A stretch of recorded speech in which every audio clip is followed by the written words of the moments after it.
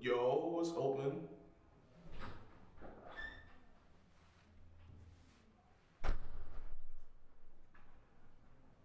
Yo. What's good? Ooh, you already made them.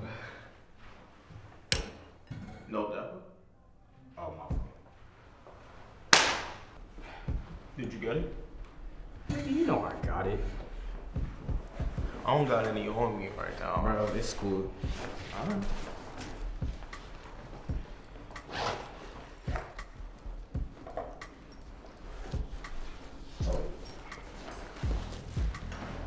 Here we go. What? Give me the weed. I'll grind it for you. Not school, I got it. Give it. Fine.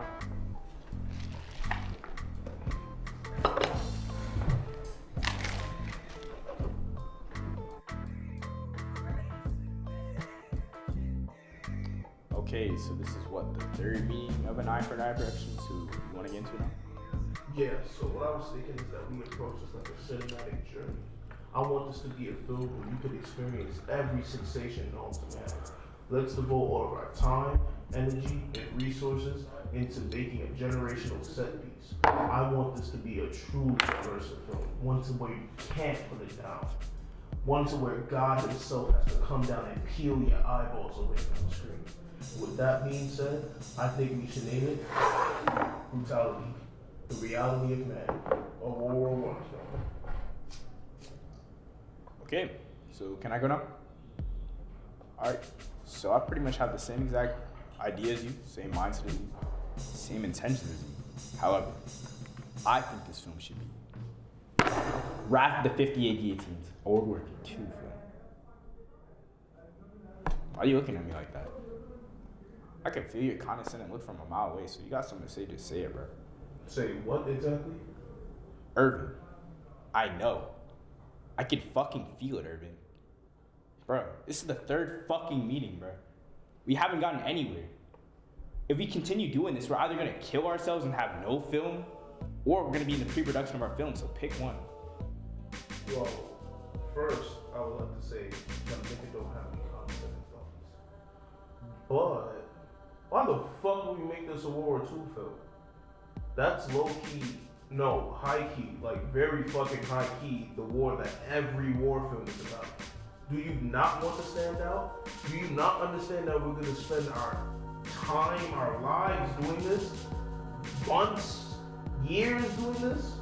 Why the fuck would you want to make it a World War II film? How are we gonna stand out against anybody else? We have to do something different. Fuck your idea. Huh? Nigga, you heard what I said. Fuck your idea. Oh, matter of fact, fuck my shit too forever. Well, what exactly are you getting at? Alright, hear me out.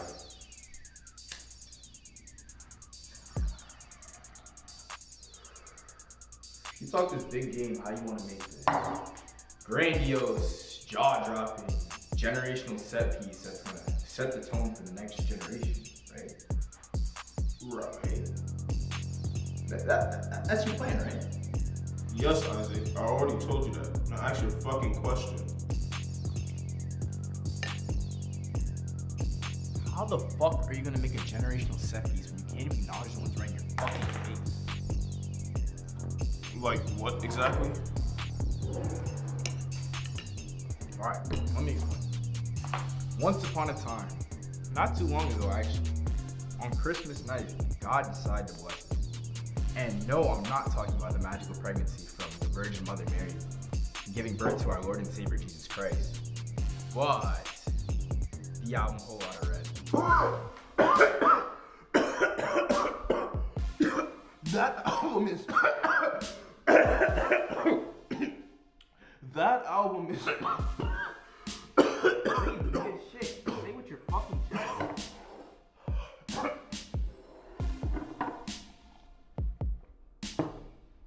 That album is fucking trash. There we go. There we fucking go. And that's the exact reason why you won't make the grandiose, jaw-dropping, generational set piece that you want to fucking make. In what way is a typical trap album a generational set piece? An album created in 2020 by a fairly new artist, Playboi Carti, is a generational set piece? Are you serious?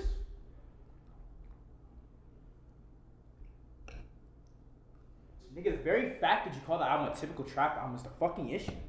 All that nigga does is scream whack and slat whole album. He's just high as fuck, barely rapping, and just physically spitting on the mic like that one fuck ass song, R.I.P. Yance. Don't you ever. I mean ever.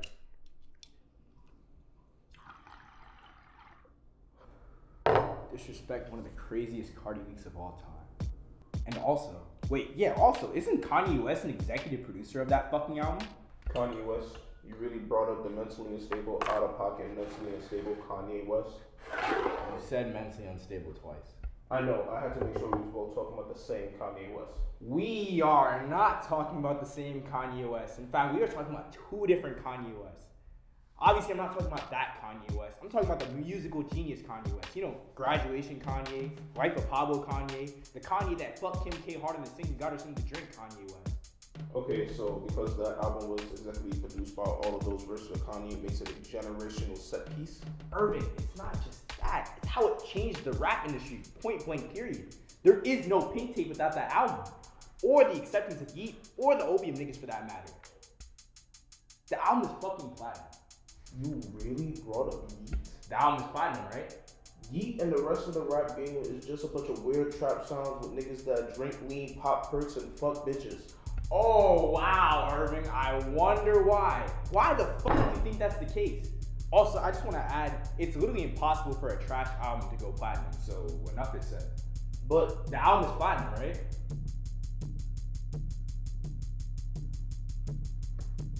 Okay. Maybe you're right.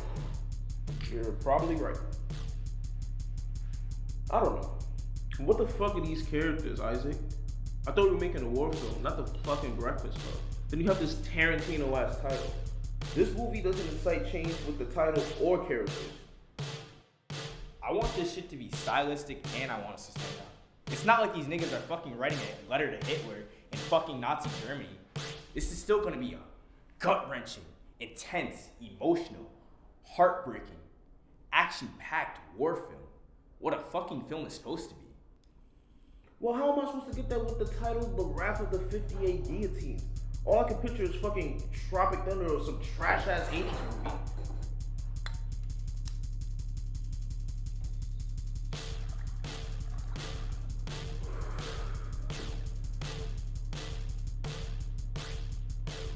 Are you really shit talking the 80s when it first? The GOAT, Rambo from First Blood, Dalton from Roadhouse, and the greatest movie of all time, Miami Connection by director Wu Sang Park, aka Richard Park? Miami Connection? Yes. Greatest movie of all time. Yes. The one about cocaine, taekwondo, rock bands, ninjas, biker gangs, and orphans, all based in Miami, Florida. That is the exact same film I'm talking about. Isaac, that movie is complete and utter garbage. There we go. There we fucking go. There we fucking go. And that's exactly why we won't fucking make a cinematic masterpiece that you want to fucking make. With that mindset, you don't understand art or cinema for that matter. How is that the case?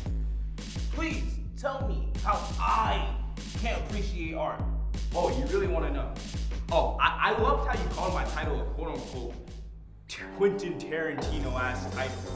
And secondly, you don't even fuck with old Tyler like that. And lastly, you called Don and Don just cool. Nigga, just cool. That's where I fucking draw the line.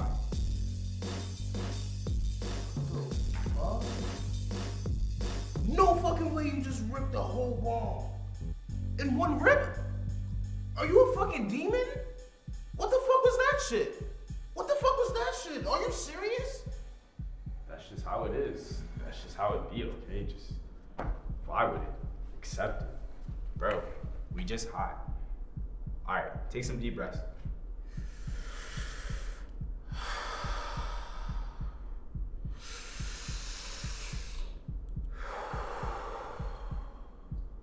You wanna know why I told you to take deep breaths? Why? nigga, because I can't have this fuck ass conversation again. Either tap in or take a rip, or just say how you actually feel. You can't say that. You can't give me that. What the fuck? You know that multitasking shit is impossible. Well, you're just giving me a fucking dilemma for the fuck of it. Which one is it? Tap in or take a rip? Both! Fine.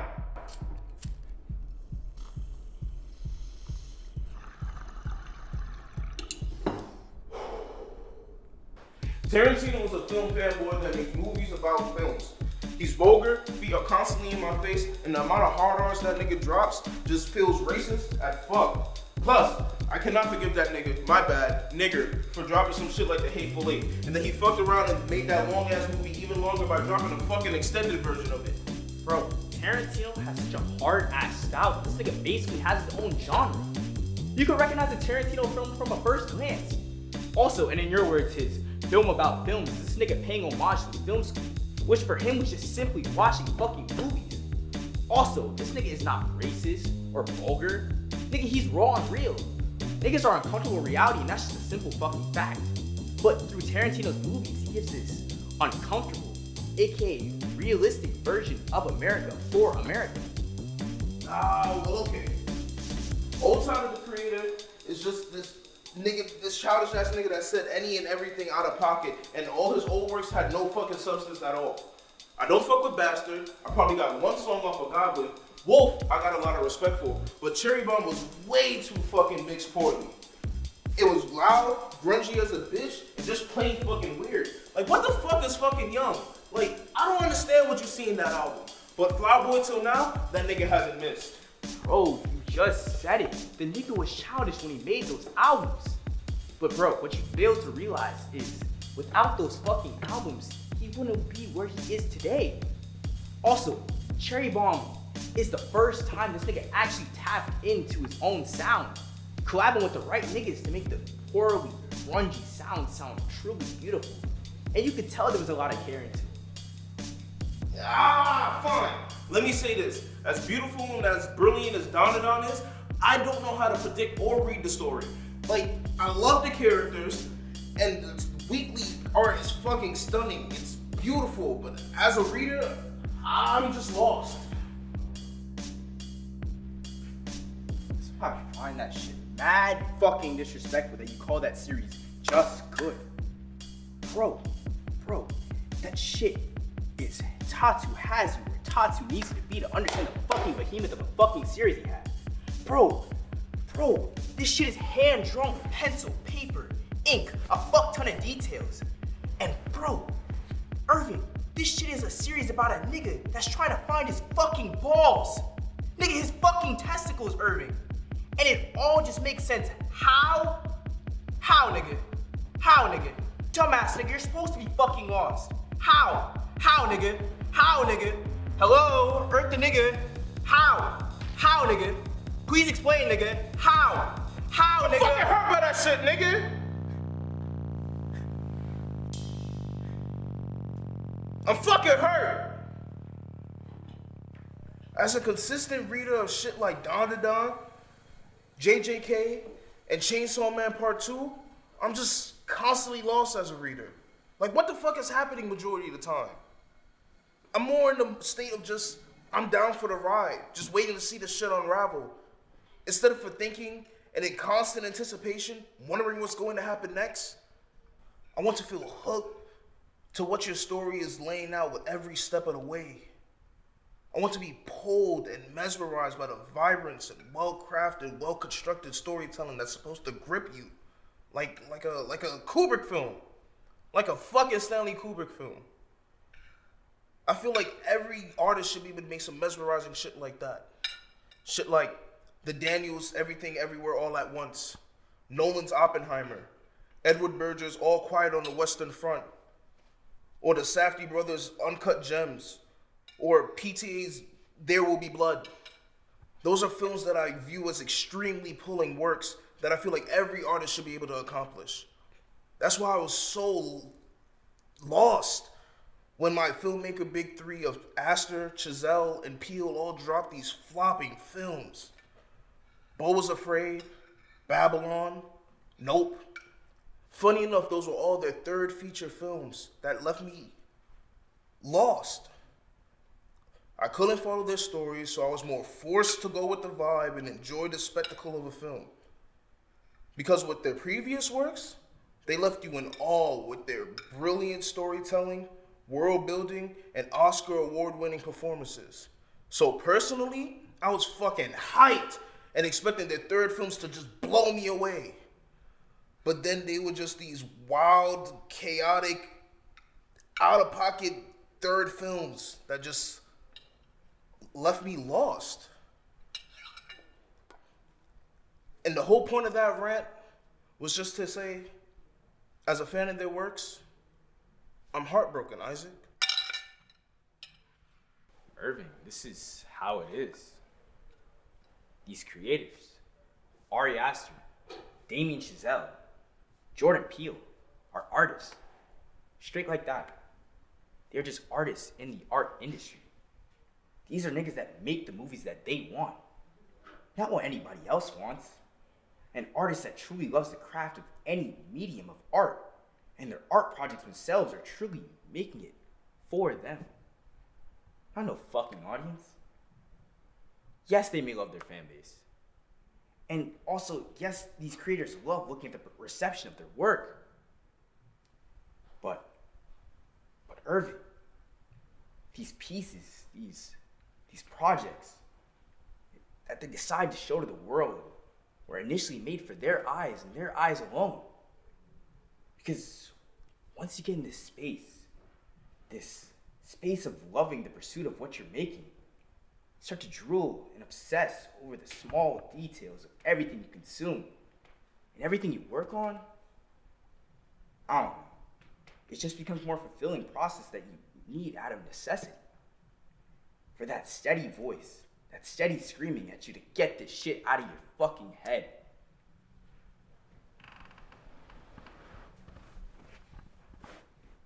The devil's is in the details. No, I was once told that the love is in the details. Irving, you see, art's kind of similar to mashed potatoes. Potatoes come in all different shapes, colors, sizes. But mashed potatoes, they're boiled together, mashed into small different pieces to either give you these nice, smooth, creamy mashed potatoes, or chunky but still edible mashed potatoes. But Irving, at the end of the day, a lot of time, effort, and care went into creating those mashed potatoes. And that's just the lens I view art from. While you, my friend, you from just the products of mashed potatoes alone.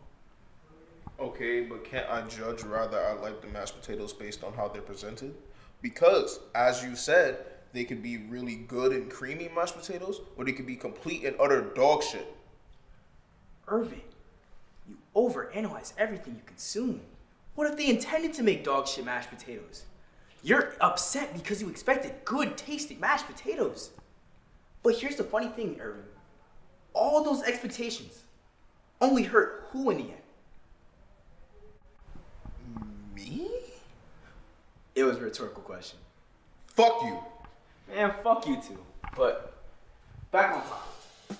Let's talk about the reception of Thor Ragnarok and Thor Love and Thunder.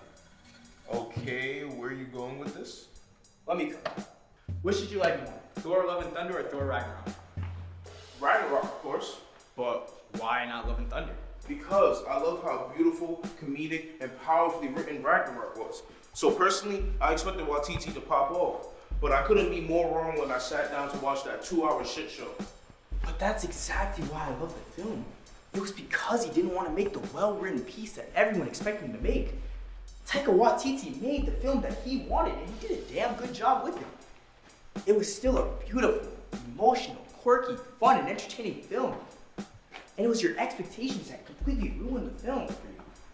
Irving, you overanalyzed everything. So was the movie just bad? Or were your expectations just too high? Nigga, ain't expectations a normal human function? Isaac, that's like the majority of people do when they do anything. Humans have expectations. Expectations and prejudice are normal human functions. Am I wrong? No, and that's why everyone is a fucking masochist of the fucking arts. It's like people just watch it just to fucking hate on it instead of just letting the fucking art be.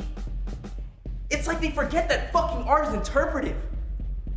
Everyone and their fucking mama has to have a fucking opinion. Whether this shit is a fucking masterpiece or it's a fucking piece of fucking shit. And it's crazy. This all fucking goes back to my first fucking example, Irving, of you not liking Whole Lotta Red and following the fucking mass opinion.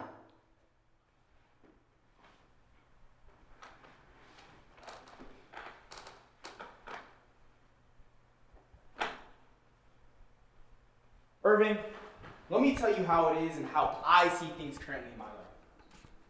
Everyone and their goddamn mama want to influence each other. It's like they want to be the influencer, but instead, they're just the influenced. It's like people rather just like a bunch of shit instead of just loving something, minding their own fucking business and just loving it hard. See, with that mentality, it separates the artist from the consumer. And you, my friend, you have some of that typical consumerism. It's like this art shit feels like a genuine fucking need. It's like finishing projects feel like so fucking important. Almost as important as fucking drinking water. And it's the exact fucking reason. This is why you'll never fucking make the phenomenal fucking movie that I know deep down you and I both can make.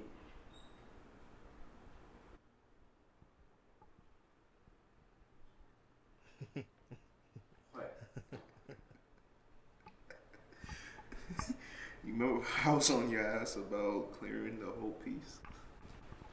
Yeah. Well, I kind of did the same exact thing. You fucking stupid ass bitch. You fucking.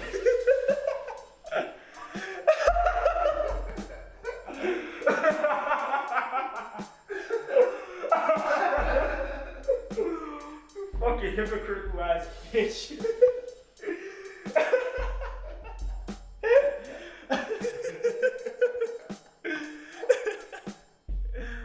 Oh man. Shit.